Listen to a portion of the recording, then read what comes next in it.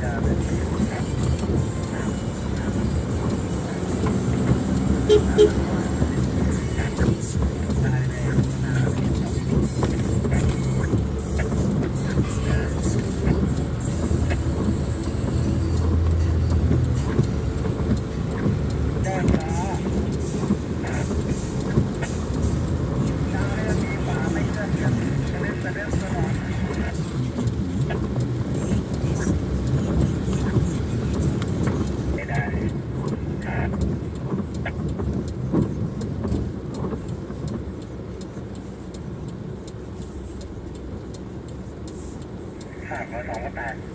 ขอบคุณแจ้ง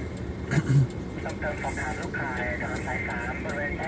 แยกมุมอร่อยจากสาย3แยกมุมอร่อยภายในว23ผ่านขอว่า8เพิ่มเติมได้เป็น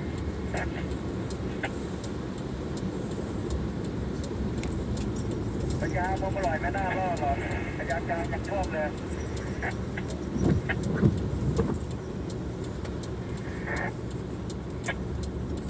คนที่630ว่าจะไปช่วยน้ำท่วมแต่ว่ามาเจอ